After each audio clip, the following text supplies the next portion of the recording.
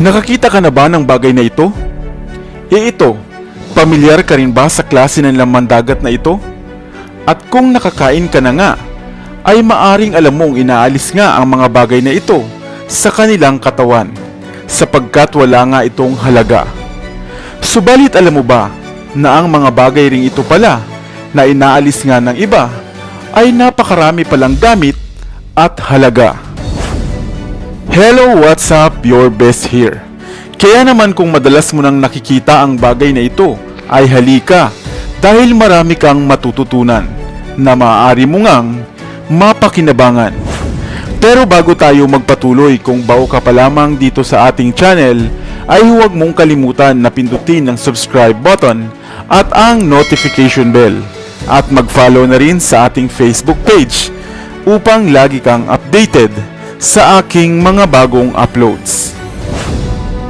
Ang bagay na ito ay tinatawag na cuttlefish bone o ang backbone na makukuha sa mga uri ng cephalopods na cuttlefish.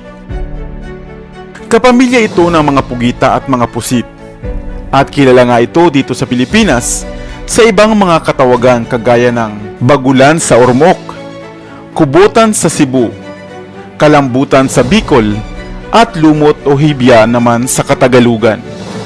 Ang cuttlefish ay isang klase ng nilalang na nagtataglay ng hugis yung mga mata. May kakayahang mag-iba ng kulay at mag-camouflage depende sa kinaroroonan nila. At ang kanilang backbone o ang cuttlefish bone ay ginagamit upang mapanatili nilang magaang at palutang-lutang lang sa tubig ang kanilang mga sarili o ang tinatawag na buoyancy. Madalas nga itong inaalis at itinatapon lamang dahil hindi naman ito makakain o pwedeng lutuin. Subalit batid mo ba na napakarami rin pala nitong gamit at pakinabang sa atin at magagamit mo pang panlunas sa ilang kondisyon sa katawan? Una, ang cuttlefish bone na isang mainam na pagkain at isang calcium-rich dietary supplements para sa mga inaalagaang ibon, hipon, hermit crabs at mga suso. Ginagawa rin itong powder na kadalasang inihahalo sa paggawa ng toothpaste. Magagamit din ito bilang potensyal na raw material sa paggawa ng lime o Celtic lime na magagamit din sa paggawa ng mga bahay. Sa ibang lugar nga, ito naman ay ginagawang molder o hulmahan sa paggawa ng mga alahas. Ngunit maliban pa rito, ay mayroon din pala itong benepisyong medikal at maaaring maging panlunas sa ilang kondisyon sa kalusugan. Ayon sa ilang pag-aaral, dahil sa ang cuttlefish bone ay mayaman nga sa calcium, carbon at amino acids, kaya ito ay ginagamit pala bilang antacid o lunas para sa mga mayroong sumasakit na tiyan, acidity, heartburn at diarrhea. Ginagamit rin ito upang maibsan o mapigilan ang internal bleeding sa uterus at katulad pa nitong kondisyon. Maaari mo rin itong gawing pantapal sa mga galos at paso sa balat. Itinatapon nga lamang ang bagay na ito at nagkalat pa nga sa mga dalampasigan. Ngunit marami palang dalang mga pakinabang. Subalit bagaman ito ay napatunayan ngang epektibo sa ilang karamdaman o kondisyon, ay hindi pa rin ganap at puspusan ang mga pag-aaral ukol dito. O hindi ba't nag-uumapaw rin pala sa gamit ang cuttlefish bone? Kaya naman sa susunod na makakuha ka nga nito, ay alam at batid mo na ang maaari mo nitong pagkagamitan. Sa inyong probinsya, ano naman ang tawag nito?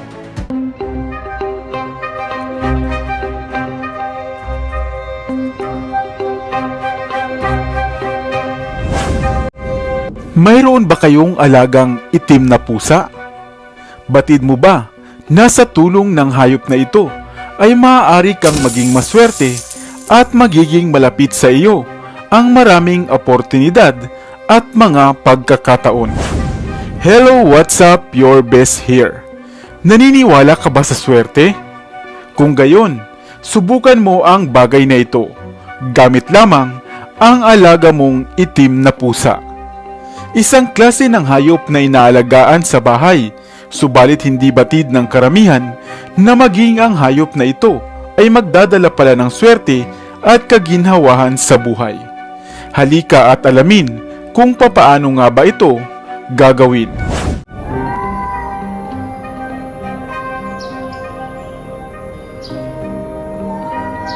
Ang mga pusa o Felis catus bilang scientific name ay isang inaalagaan hayop buhat sa Felidae family.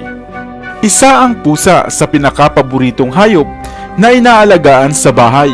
Sa kabuuan nga ay mahigit sa 220 million cats o mga pusa ang ginagawang alaga as of year 2021. Sadyang kakaiba ang hayop na pusa. Tahimik, mapagmatyag, at kadalasan ay gising sa gabi upang manghuli ng mga daga at iba pang insekto sa paligid.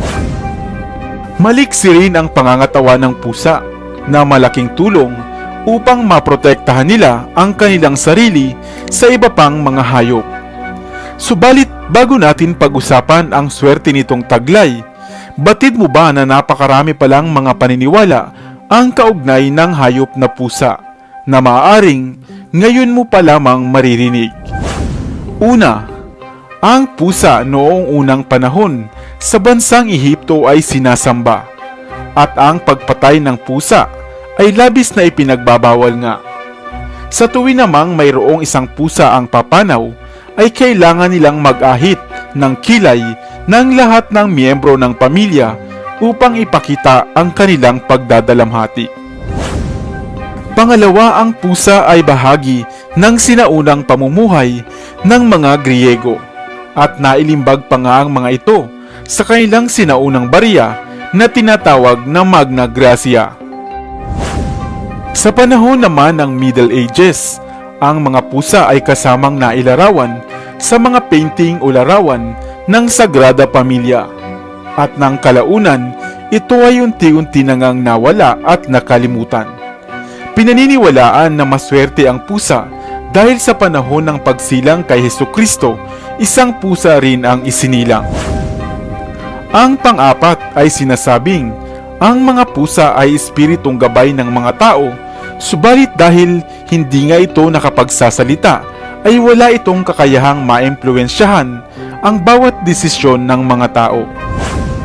Panglima, sa Norse mythology naman, ang pusang ito ang natatanging hayop na nagdadala ng chariot ng kanilang mga diyosa. Sa sinaunang alamat naman sa aklat ng mga Hudyo, ang pusa at ang aso ang kauna-unahang alagang hayop sa bahay ni Adan na siyang nanguhuli ng mga daga. Ang ibig sabihin, maging noon pa man, ay hindi na kamalasan ang dala ng pusa sa tao, gaya ng paniniwala ng iba. Katulad ng kapag makakita ka raw ng itim na pusa sa daan, ikaw ay mamalasin. Marahil ito ay aprobado lamang tuwing Friday the 13th, subalit nangyayari ito hindi bilang kamalasan, kundi isang babala lamang. Ngayon, nais mo na bang malaman kung ano ang dapat gawin upang maging pampaswerte ang itim na pusa? Kung sakali nga na mayroon kang alagang itim na pusa o pusang kulay itim ang buong katawan, kumuha ka lamang ng 7 piraso o 7 hibla ng buhok o balahibo nito, buhat sa kaniyang mukha.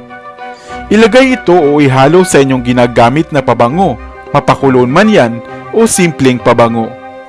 Sa tulong ng ritual na ito, sa tuwing gagamitin mo o i-spray ang pabango sa iyong katawan, ay kasama nitong madadala ang swerte at good luck na mayroon ang mga pusa. Subalit kung hindi naman kayo naniniwala sa ganitong mga pamamaraan, kahit na nga lamang ang simpleng pag-aalaga o pagpapakain sa mga pusa ay magdadala na sa inyo ng swerte at pagpapala. Ikaw, mayroon ka rin bang alagang pusa?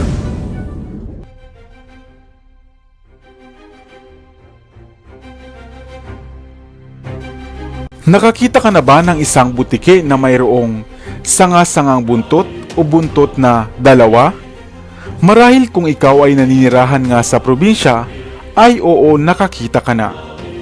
Batid mo ba na isa ang buntot ng butiki sa pinakamahusay na lucky charm o pampaswerte? Lalo na nga kung ang buntot nito ay sumasanga. Hello, what's up? Your best here. Sa videong ito ay alamin natin kung papaano nga ba ginagawang pampaswerte ang buntot ng butiki. At kung ano-ano pa nga ba ang dapat mong malaman hinggil sa buntot nito. Ang butiki o Hemidactylus frenatus o house gecko ay isang uri ng nocturnal na hayop na ang ibig sabihin ay madalas mo nga lamang silang makikita sa gabi. Subalit kapag minsan ay meron naman ito sa umaga. Ang mga butiki ay kadalasang makikitang nakadikit na gumagapang sa kisame, sa dingding na malapit nga sa ilaw, sapagkat sila ay nag-aabang ng mga lumilipad na insekto upang maging pagkain. Kaya nga tinatawag din silang house sweeper dahil sila nga ang umuubos sa mga insekto tulad ng langaw, ipis, lamok o gagamba at ginagawa nga nila itong hapunan. Ang mga butiki ay kadalasang humahaba ng hanggang 15 cm at maaari ngang mabuhay ng hanggang 5 taon lamang. Hindi rin sila nangangagat o makamandag kaya ligtas ang pagkakaroon ng butiki sa inyong bahay. Humuhuni rin ang mga butiki na senyalis nga ng kanilang excitement sa panghuhuli ng insekto. At ang tunog o huni ng mga butiki sa bansang Bangladesh ay nangangahulugan pala ng yes o pagsang-ayon. Nais mo bang malaman kung ano-ano nga ba ang mga tawag nila sa butiki sa ibang lugar? Ang butiki sa Thailand ay tinatawag na jingjuk. Sa ilang bahagi naman sa India ay tiktikay. Viti naman sa Nepal at dito sa atin sa Katagalugan ay butiki. Tiki sa Visaya at alutiit naman sa mga Ilocano. Subalit sadyang kakaiba at natatangi ang hayop na butiki. Dahil ito nga ay pinaniniwalaang nagdadala nga ng labis na swerte. Ang paniniwalang ito ay nagsimula pa nga sa bansang Ehipto at para sa kanila, ang mga butiki ay simbolo ng kasaganaan, pagkakaibigan at maraming pera. Kung kaya naman maging dito sa atin sa Pilipinas, ito rin ay kinagis na ng paniniwala. Sa oras daw na pumatak o malaglagan ka ng butiki sa kanang balikat, ikaw ay makararanas ng sunod-sunod na swerte o mga blessings. Subalit kung ang kaliwang balikat mo naman ang bagsakan nito, ay kamalasan ang iyong daranasin. Ang huni rin ng butiki ay isang senyalis raw ng swerte o signal upang ikaw ay humayo na at ikaw raw ay suswertihin. At mayroon pa ngang isang kilalang paniniwala na ang isang butiki na mayroong sanga-sangang buntot, ito man ay isa o dalawa o tatlo, ay labis na napakaswerte. Madaling maputol ang buntot ng butiki at isa nga ito sa kanilang depensa upang takasan ang mga kalaban. Subalit may kakayahan din sila na mapatubo ulit ito ang kanilang mga buntot. At minsan kahit na nga masugatan lamang ito, ay agad itong susuloy at tutubo at kung minsan pa nga ay sanga-sanga ito. At kung mayroon ka raw makita na gaya nito, ay mainam na kunin mo ito, hulihin ng maingat ang butiki at kunin ang buntot nito. Pagkatapos mong makuha ang buntot nito, ay muli mo itong pakawalan. Ilagay ang buntot sa ilalim ng araw hanggang sa ito ay matuyo o kaya naman ay ilagay sa asin. Matapos ay ilagay mo ito sa isang bote ng alkohol o langis, buhat sa niyog na may isa o dalawang mata lamang, sapagkat ito ay isa ring pampaswerte. Maaari mo itong magamit na pampaswerte sa iyong negosyo. Ilagay lamang sa lagayan ng pera o kaha at ikaw ay dadagsain na ng mga customers. Kung ikaw naman ay mahilig sa sugal, itong gawing pampaswerte bago ka magtungo sa sugalan. Sa oras na marinig mo nga raw ang huni ng butiki, ito ay senyales o go signal na upang tumaya ka na nga sa loto o anumang sugal dahil ikaw ay magiging maswerte. Wala mang sayantipikong patunay ang paniniwalang ito, ngunit marami ang magpapatunay at nakaranas na nga ng swerte nitong taglay. Subalit isang paalala lamang buhat sa inyong lingkod na maging maingat sa paghuli ng butiking ito dahil ito ay maaaring nagtataglay ng mga bakterya gaya ng salmonella. Ugaliing maghugas ng kamay pagkatapos silang hawakan upang makaiwas sa mga karamdaman. At ang swerte nitong dala ay samahan pa nga natin ng sipag, tiyaga at dasal at tiyak na lubos-lubos ang darating na pagpapala.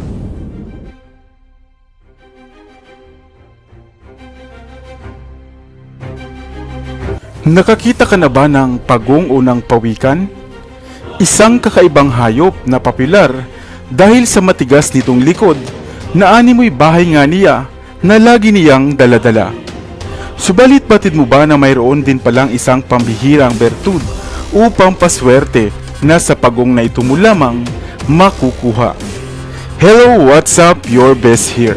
Sa videong ito ay alamin ang isa na namang klase ng pampaswerte buhat sa pagong at kung alin dito ang dapat mong makuha. Kaya kung mahilig kayo sa mga videong kagaya nito, ay halika't samahan mo akong tapusin ang videong ito. Ang pagong o turtles ay isang uri ng reptiles na kilala bilang testudines na nagtataglay ng mga shell na buhat sa kanilang mga ribs na bumabalot nga sa kanilang malalambot na katawan. Mayroong dalawang klase ng pagong o turtles. Una ay ang pagong na may kakayahang itago ang kanilang ulo at paa sa kanilang mga bahay sa tuwing malalagay sa alanganin ang kanilang buhay. At ang pangalawa naman ay ang pagong na hindi naman magawang mag-retracts ng kanilang ulo at mga paa. Mayroong mahigit sa 360 species o klase ng mga pagong, tulad nga ng tortoise, terrapins at sea turtles, at marami pang iba. Maraming pakinabang ang mga pagong sa ating mga tao. Madalas din silang inaalagaan at ginagawang mga pets. Minsan naman ay hinuhuli upang gawing pagkain. Ginagamit rin sila sa mga panggagamot, kaya naman sinasabing nauubos na nga ang kanilang mga lahi. Ang mga pagong ay madalas na namumuhay sa tubig at umaahon lamang sa lupa o sa mga tabing dagat upang mangitlog. Batid mo ba na habang baby pa pala ang mga pagong ay mayroon silang animoy sakong itlog sa kanilang mga tiyan na unti-unti ngang humihilom sa kalaunan? Dito kasi nakalagay o naka-stack ang mga kinakailangan nilang mga nutrients habang sila ay lumalaki. Sa usaping pampaswerte naman, tulad ng ahas, ay mainam rin na pampaswerte ang kaliskis na iyong makukuha buhat sa mga. Sa usaping pangpaswerte naman, tulad rin ng ahas, ay mainam na pampaswerte ang kaliskis na makukuha buhat sa hulihang bahagi ng paa ng mga pagong. Sa oras na makakita ka raw ng nagbabalat o naglulunong paa ng pagong, ay kunin mo ito, patuyuin at itabi at ibalot sa pulang sisidlan. At isama nga sa iyong mga inaalagaang mutya at mga pampaswerte.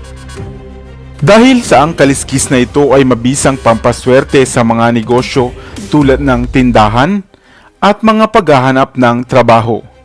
Nagtataglay din ito ng panghalina upang ikaw ay madaling maibigan o magustuhan ng iyong natitipuhan. Maaari itong lapatan ng ibang mga orasyon o dasal o simpleng dasal upang mas maging mabisa pa. Ingatan ito, laging dalhin at gamitin ng naaayon. At syempre, magtiwala sa inyong abilidad at sabayan ng gawa at dasal. Sa inyong lugar, ano ang bansag o tawag sa mga pagong? Dahil dito sa amin, sa Timog Katagalugan, Minsan tinatawag din na bao ang mga pagong. Sana ay may bago kang natutunan sa videong ito. Iwan ka naman ng comment sa comment section sa ibaba. I-like at i-share mo na rin para naman sa kaalaman ng iba.